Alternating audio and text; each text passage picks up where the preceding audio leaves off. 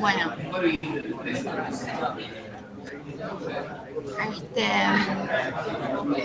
algo que me preguntaron sobre los histogramas que me pareció interesante, que capaz que no ¿por qué tomamos diferentes alturas? ¿Por qué no tomamos siempre los histogramas con las frecuencias absolutas?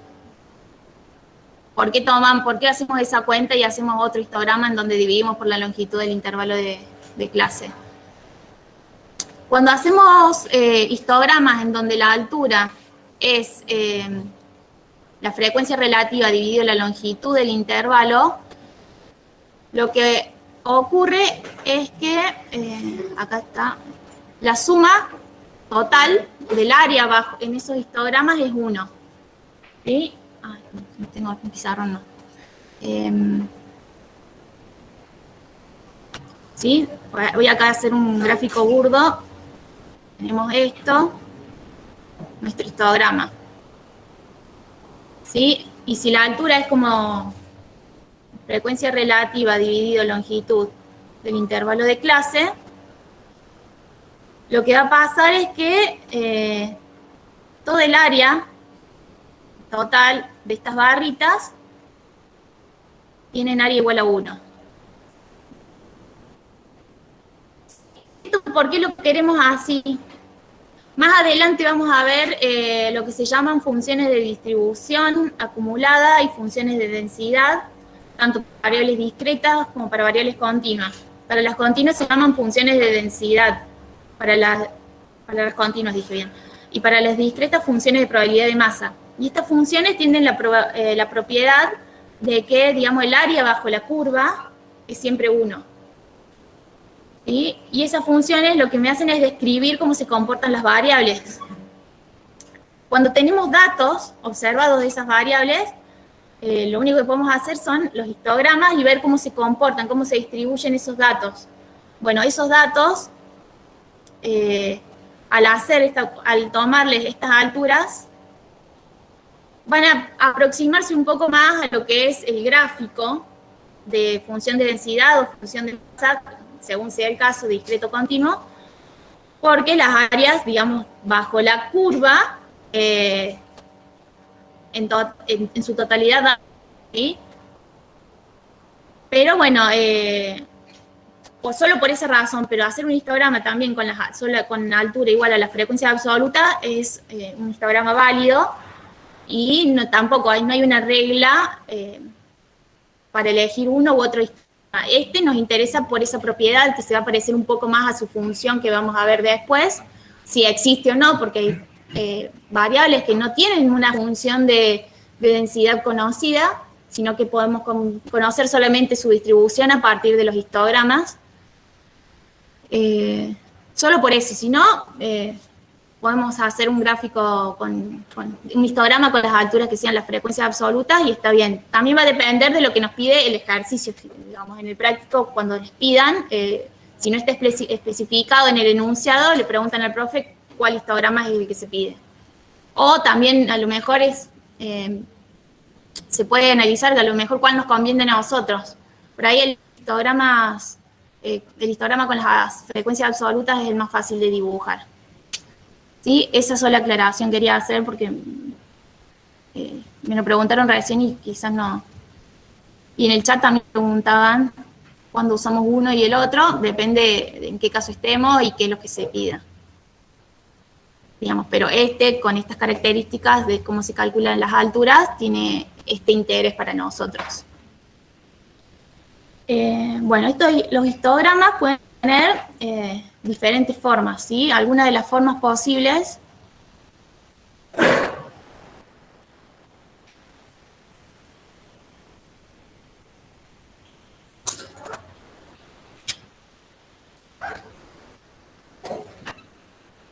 que presentan los histogramas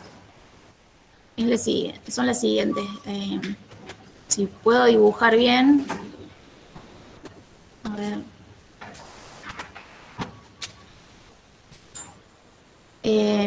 que los datos tengan simetría, o sea, un histograma en donde todos los datos estén igualmente distribuidos, acumulándose al medio, y en las colas van bajando la cantidad de datos, pero en la misma proporción.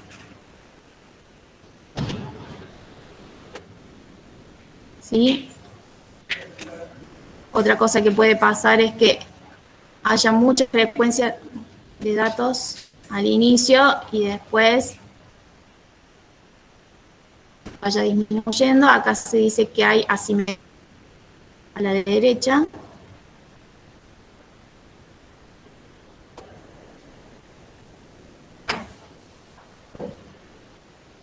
Y el caso opuesto, en donde hay asimetría a la izquierda.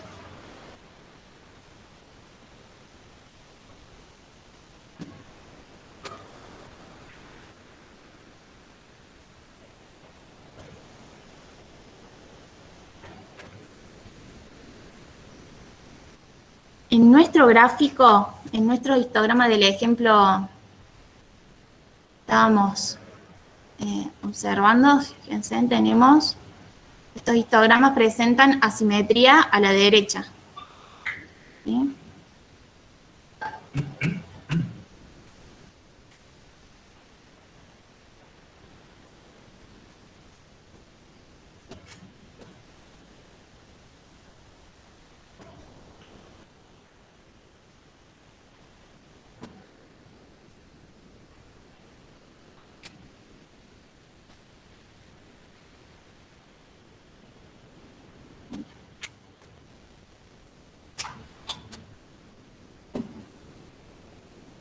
¿Sí?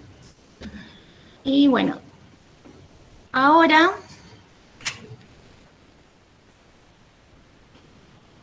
ya hablamos de métodos, digamos, sí.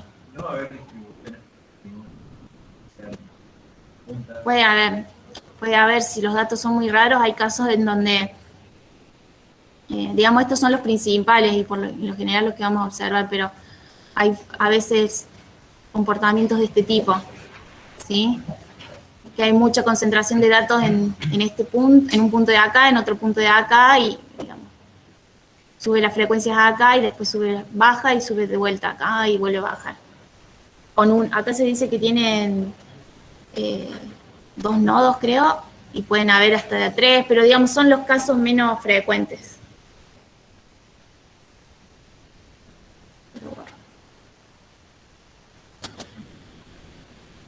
Bueno, hasta ahora vimos, dentro de la estadística descriptiva, estudiamos el método de tablas, el método tabular para mostrar los datos, resumirlos y mostrarlos, un método gráfico que es el histograma, y ahora vamos a ver algunas medidas. Digo medidas resúmenes para describir conjuntos de datos. Se clasifican en 2 tipos, tenemos las medidas de posición o de tendencia central y las medidas de dispersión o variabilidad. ¿Sí? Dentro de las medidas de posición tenemos 2 bien definidas, que son el promedio y los percentiles muestrales. Dentro de los percentiles muestrales tenemos la mediana, el primer cuartil y el tercer cuartil. Y dentro de las medidas de dispersión o de variabilidad, es decir, que nos hablan de cómo varían o cómo están dispersos los datos, tenemos el rango muestral, la varianza muestral y el desvío estándar muestral, el rango intercuartil y el coeficiente de variación. Vamos a estudiar cada una de ellas en este curso.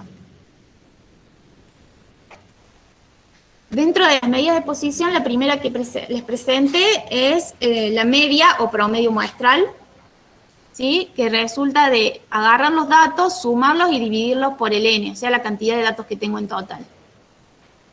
Ese numerito se suele denotar con una X con una barrita arriba, o una X con una barrita arriba y un subíndice n que me indica el tamaño de la muestra. Si a veces se presta confusión, si no hay lugar a confusión, se puede usar esta notación en donde usamos la barrita sin el subíndice y Y si hay, digamos, diferentes muestras con diferentes tamaños, por ahí usar el índice nos ayuda a distinguir en qué muestra estamos.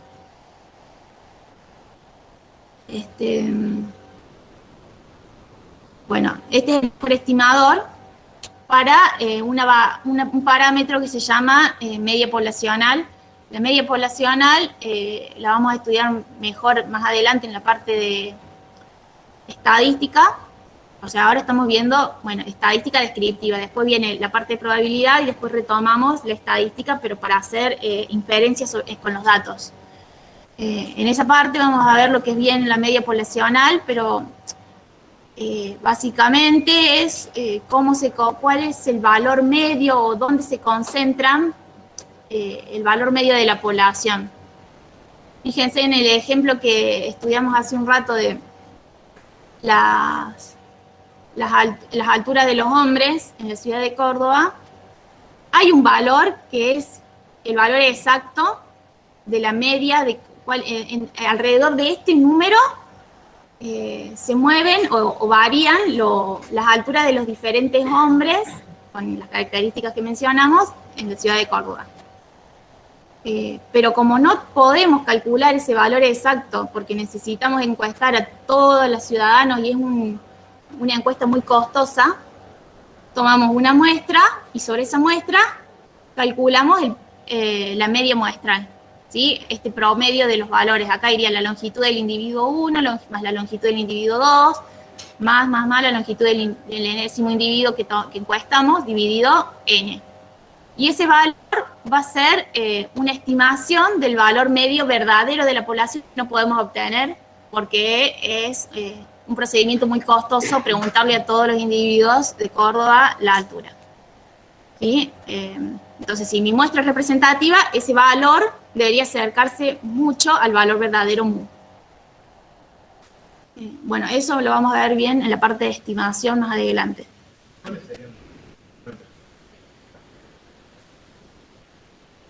Digamos, cuando estudias la población hay características que vos querés conocer de esa población, ¿no es cierto? La media poblacional es una, que me dice cómo están... esta es una medida de posición. Cómo están los individuos posicionados respecto a la media poblacional, ¿sí? Sí, en el caso de las alturas, supongamos que la altura media conocida, si la pudiéramos conocer, es 1,68 m. Bueno, entonces todos los individuos van a tener alturas alrededor de ese puntito, de ese valor. Más o menos, depende de la dispersión de los datos. Otra cosa que podemos preguntarle a la población para conocerla bien es cómo están dispersos esos datos. Y esa dispersión o variabilidad se mide a través de la varianza poblacional o desvío poblacional.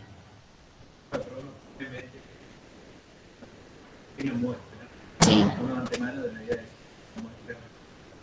Sí. No.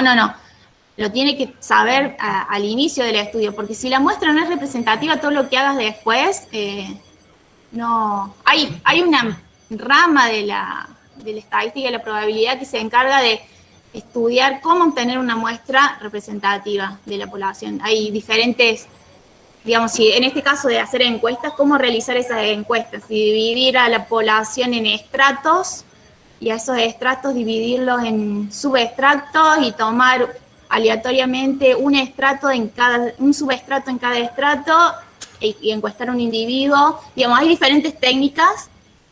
Hay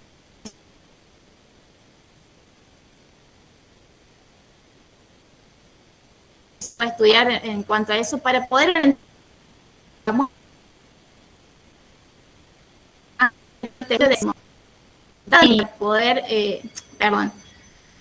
encuesto y obtengo los datos y estimo los parámetros con estos datos.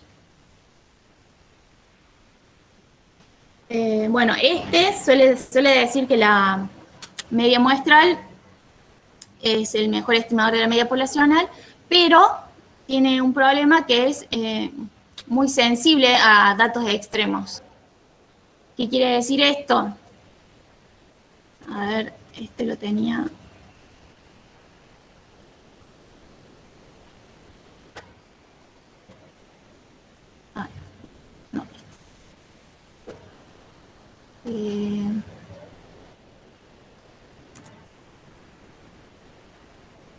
¿Eran estos los datos? Sí. 37, sí. Hoy, perdón. Fíjense que si dibujamos, si graficamos en una recta estos datos,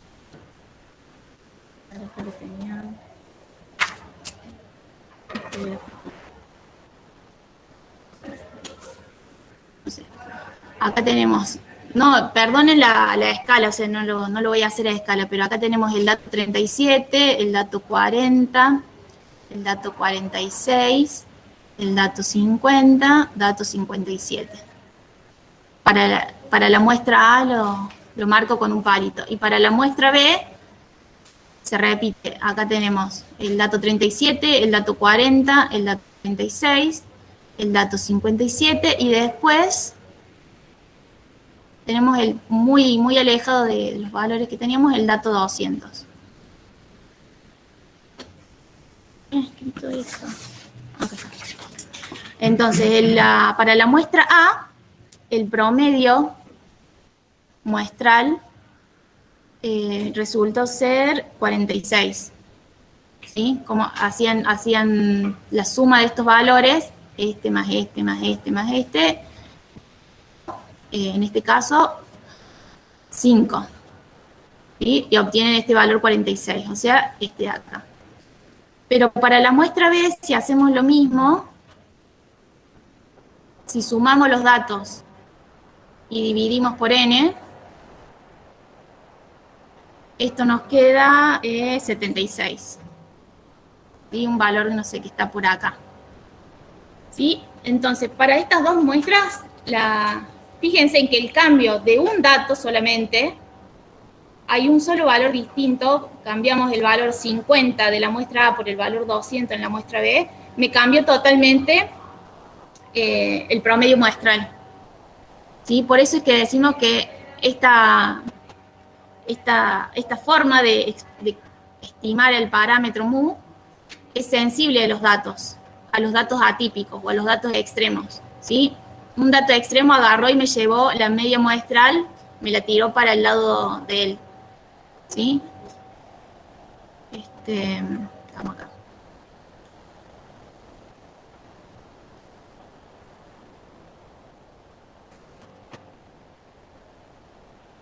Y después tenemos los percentiles muestrales, pero esto nos va a llevar más tiempo.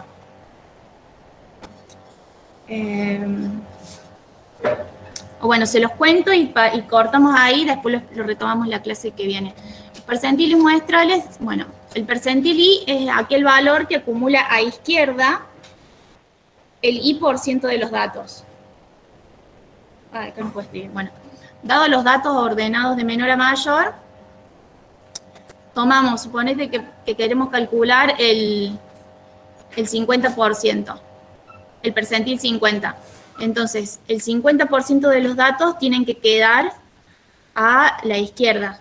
Y ese va a ser el percentil 50 en ese caso. ¿Sí? El percentil 50 también se llama mediana muestral. Y bueno, después percentiles muy conocidos y utilizados son el percentil 25 y 75, que también se los llaman Q1 y Q3 o cuantil 25, cuantil 0.25, cuantil 0.75. ¿El percentil es un dato de...? No necesariamente. No necesariamente. Cuando hablemos de la mediana, que es el percentil 50, depende del tamaño de la muestra. Lo van a ver bien claro en el caso de la mediana muestral. Bueno, más, no sé, no molesta más. La mediana se denota con una X con una tilde arriba. ¿Sí? Y como se dijo anteriormente, deja el 50% de observaciones por debajo y el 50% por arriba. Puede o no ser un valor de la muestra, y eso depende de si la muestra es par o impar. El tamaño de la muestra es par o impar. ¿Cómo se obtiene? Se ordena la muestra de menor a mayor y resulta ser la mediana, el valor central. Si el n es impar, resulta ser el valor Si el n es par, se promedian los dos valores del medio. ¿Sí? Supongamos que tenemos 5 datos, ordenados de menor a mayor, siempre eso es importante antes de calcular los percentiles o el percentil 50, que en este caso es la mediana. Los ordenamos de menor a mayor y, como en este caso, en el ejemplo que les estoy contando, el N5, el valor de la muestra que ocupe el tercer lugar, es decir, el central, el X sub 3, va a ser la mediana. Si mi muestra fuera de tamaño 6, tengo que promediar, una vez que están ordenados, ¿qué valores? El 3 y el 4. ¿Sí? Hacer el tercer valor más el cuarto valor, lo divido por 2. ¿Sí? Eso que está ahí.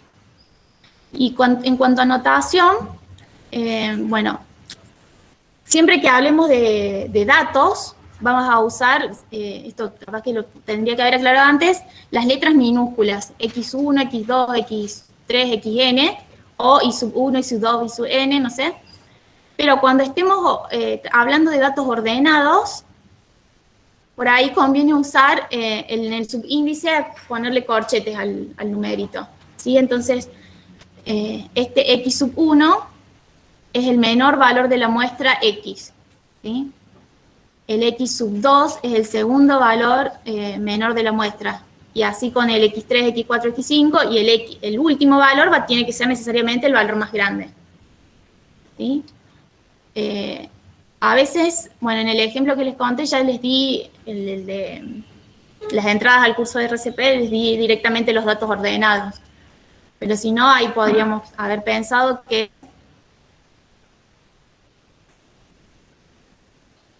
el 32 es el dato x sub 1, el menor valor de la muestra. Y este de acá es el x sub 25, el mayor valor de la muestra. ¿Sí? Bueno. Hasta acá vamos a llegar hoy. Tienen unos minutitos para descansar antes del práctico. Y si tienen alguna duda de lo que vimos hasta hoy, ¿no? Bueno. Nos vemos el jueves en el aula D1 de las baterías. ¿Sí? Ahí van todas las comisiones presenciales.